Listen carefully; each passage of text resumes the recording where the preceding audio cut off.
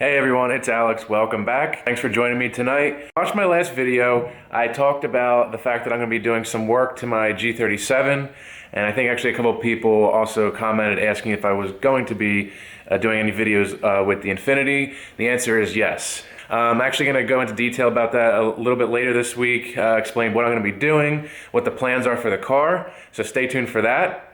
So before any fun stuff gets done to the car, I wanted to take care of some maintenance things. So tonight I'll be changing the oil. So I figured I would show you guys how to do your own oil change for those of you that are interested. Super easy to do. It's something that with a few tools you can do, save yourself a little bit of money and give yourself a peace of mind that it's done the right way. So let's get the car on some ramps and we'll get started.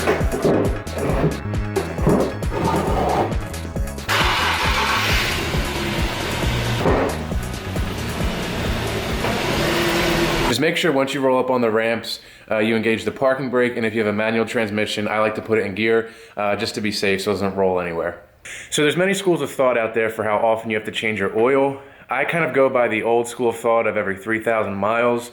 It's definitely overkill with the modern synthetic oils that are out there. I myself use synthetic oil on my cars, but I'm okay with paying the extra money for more frequent oil changes and just to give me a good peace of mind. Changing your oil is one of the main things you can do to prolong the life of your engine. So like I said, I'm okay with spending a little bit extra over the course of the life of the vehicle, just to make sure it runs strong for as long as it can. So pretty much for this project, you're only gonna need a few tools. My car's gonna need a ratchet wrench, obviously a funnel to fill the car back up with oil, and a drain pan. These can all be picked up at your local parts store for relatively cheap. And also with the old oil you drain, you can also usually bring it back to those stores and they'll dispose of it for you. So first thing you want to do is just pop your hood. When you're letting the oil drain from the pan, you're going to want to take off your oil fill cap. What that's going to do is decrease the vacuum effect. It's going to let air flow through and it's going to let your oil drain out a little quicker. Alright, so now that you're underneath, you're going to see that most cars have this protective shield here. That's to protect the engine. The bolts that hold the splash guard in place on most vehicles, usually a 10, maybe 12 millimeter.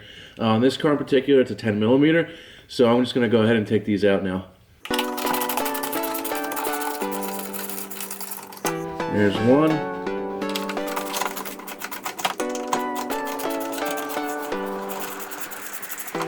And there's two. And this bolt right here is your drain bolt for the engine. And then right up above it is the oil filter, which you're also going to change. If you don't know where your engine oil drain bolt is, look in your manual or look it up online just to confirm.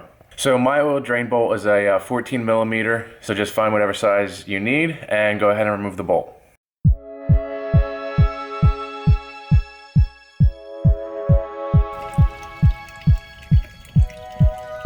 So let the oil drain for a little while. It's going to take a few minutes. So go do what you got to do. Get a snack, drink, whatever it may be, and then come back and check on it.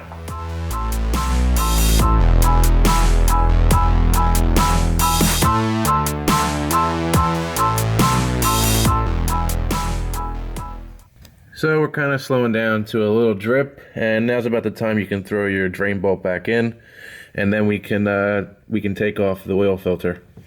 So now it's time to change the oil filter. That's mine there. Yours may look a little different, be different size, different color. Depending how tight it is, you may need a little filter wrench here that goes on the end. Your wrench connects to the end here, and then you can just twist this off. I usually do mine by hand, so I can just take it off by hand. But you have to see how tight yours is and if you need the wrench or not. You can get them for a couple bucks at the auto parts store. So the old filter's off now, all the oil's drained out, so you can go ahead, throw that away, and you can prep your new one for install. So this is the filter that I'm going to use on my car this time. I'm not real picky with brand. It's just a few important components that you want to make sure the filter has. A lot of the boxes come with a percent of filtration that the filter removes in terms of contaminants. So I have the middle one here, and it's saying that it removes 99% of contaminants. And another thing I strongly recommend is you get a filter with a anti-drain back valve. Most have them, but there are cheap ones that don't, and it's very beneficial to have one for the life of your engine. So an anti-drain back valve in the oil filter is very important. The anti-drain back valve basically maintains a little bit of pressure pressure. So basically when you go to start your car again, it already has a little bit of a pressure in it, which prolongs the life of your engine, because most of the harm of your engine is done at the initial startup when there's less oil circulating. So like I said, it doesn't really matter what brand you get. Some people have personal preferences. However, I would highly recommend that you get one that has an anti-drainback valve. So now you can get out your oil. I use Mobil 1 synthetic for my car. You can find what weight oil your car takes either on the oil cap itself or in the manual. So you want to put the oil in that's recommended for your car. So what I like to do before I install the filter is just get a little light coating of oil around the new seal. It just helps to form the initial seal of the filter. So these don't have to be super tight.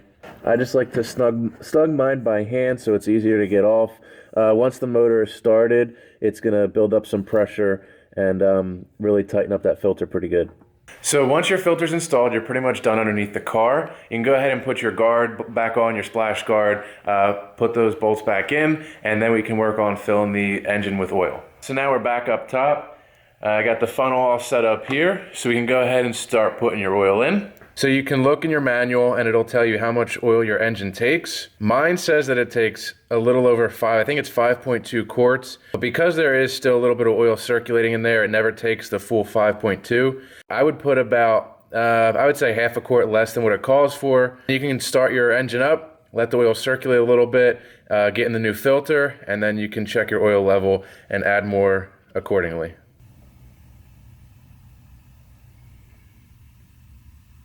So once you're done filling up the engine with the new oil, you can go ahead and replace the fill cap. So now you can start the car, back it down off the ramps, keep it on level ground so you can check the level of the oil. Then you can shut the car off, pull the dipstick, and I'll show you how you can check the level of your oil.